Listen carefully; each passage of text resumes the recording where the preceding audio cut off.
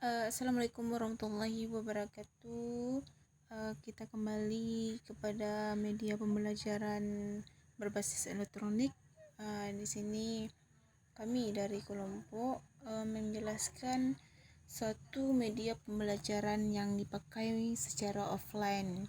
Ini satu media pembelajaran ini menggunakan desain grafis yang secara offline dan juga secara praktis dalam penggunaannya. Salah satu di sini kami mengambil dari aplikasi Canva.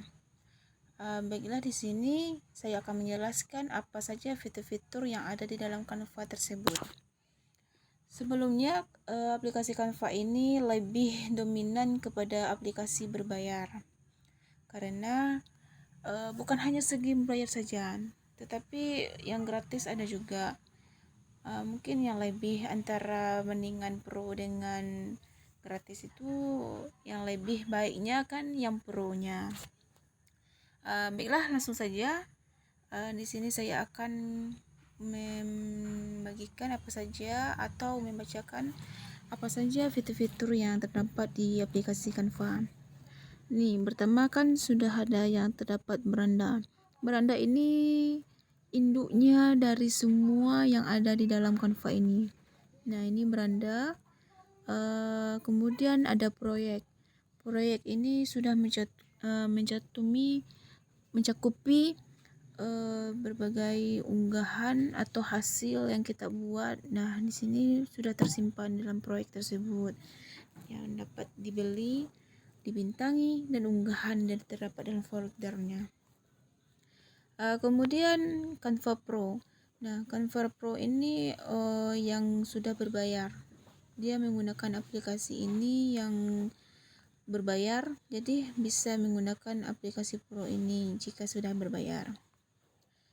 Dan menu ini tempat-tempat lebih dominannya kepada seluruh dalam pengaturannya.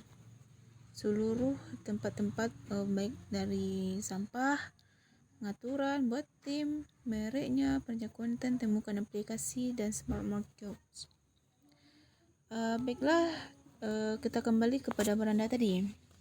Beranda ini kan sudah termasuk di dalam induknya para dalam Canva ini kan beranda. Di sini kan berbagai macam-macam cara mendesainnya. Ini ada yang lebih umumnya, yaitu untuk Anda. Kemudian papan tulis. Nah, papan tulis ini menjelaskan lebih dominan juga kepada mind mapping dan yang struktur-struktur.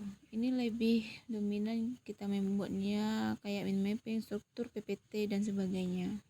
Ini contoh-contohnya. Nah, dan juga sebelum ini saya menjelaskan di dalam aplikasi Canva ini lebih banyak yang digunakan karena sekarang aplikasi Canva ini sudah banyak otomatis dari segi pamfletnya, dari segi backgroundnya, dan dari segi warna-warnanya, dan semuanya. Ada yang stikernya dan juga ada berbagai macam-macam bagannya, grafisnya, dan sebagainya.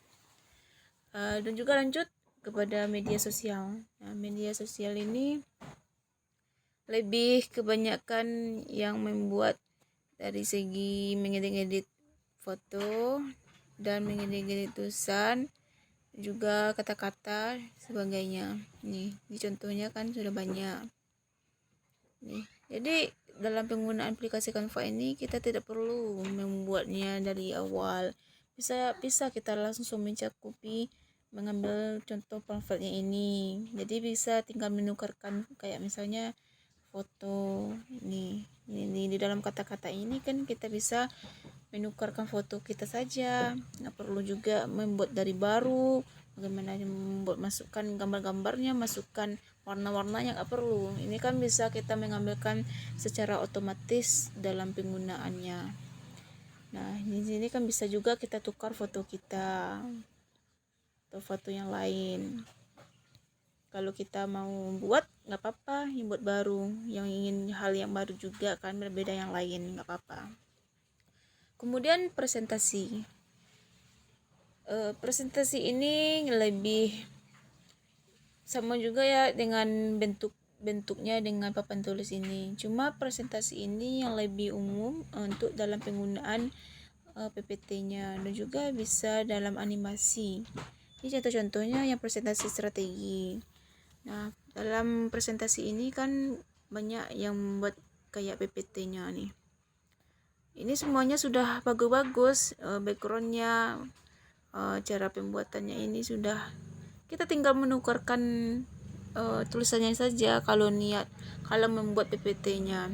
Cuma hanya menukar saja. Ini sudah banyak nih bagus-bagus, tinggal menukarkan saja. Tak perlu letih-letih membuat hal yang baru lagi. Tinggal menukarkan namanya saja. Kemudian video. Nah, video ini bukan hanya dalam aplikasi lain kayak InShot, CapCut, bukan itu. Dalam Canva ini bisa juga dalam mengedit video, bukan hanya aplikasi kayak InShot, CapCut dan sebagainya. Aplikasi Canva ini bisa juga mengedit video. Nah, ini contoh-contoh berbagai video-videonya. Bisa kayak video olahraga, video pun bisa, dalam video ini bisa kita edit kata-katanya juga. Kemudian cetakan. Nah, sebenarnya di dalam Canva ini lebih dominannya itu lebih mencukupi dalam pembuatannya, baik dari segi videonya, cetakannya, presentasinya ini. Menurut saya ini lebih banyak dalam pembuatannya ini, dalam Canva ini lebih lengkap dalam desainnya ini. Nah, ini cetakan. Nah, di dalam Canva ini kan bukan hanya kita mendesainkan saja. Di sini kan bisa kita mencetakkan juga. Ini contoh-contohnya macam-macam bentuknya, bentuk dari gambar-gambar cetakannya. Kemudian situs web. Nah, di sini situs web ini contoh-contohnya juga, bermacam-macam dari situs webnya. Baik, bisa kita mengambil situs web dari bisnis, situs web dari acara, dan situs web pendidikan dan sebagainya nih.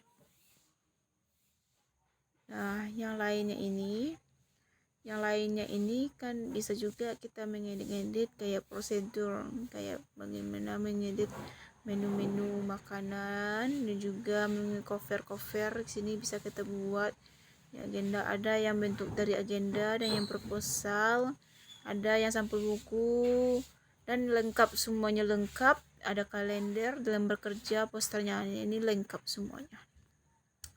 Nah, dalam Canva ini kan tidak sulit, jadi mudah, tinggal menukar-nukarkan saja namanya dan menukarkan judul-judulnya, dan tinggal langsung saja menukarkan itu saja. Nggak perlu membuat baru-baru, memikirkan keras cara membuatnya yang baru, bentuk-bentuk mana.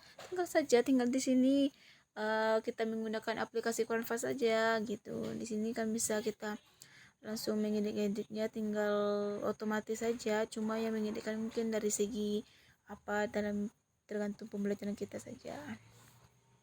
Nah, itu di sini saya hanya itu saya menjelaskan mengenai fitur-fitur Canva.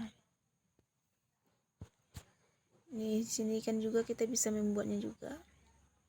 Baiklah, saya sudahi. Assalamualaikum warahmatullahi wabarakatuh.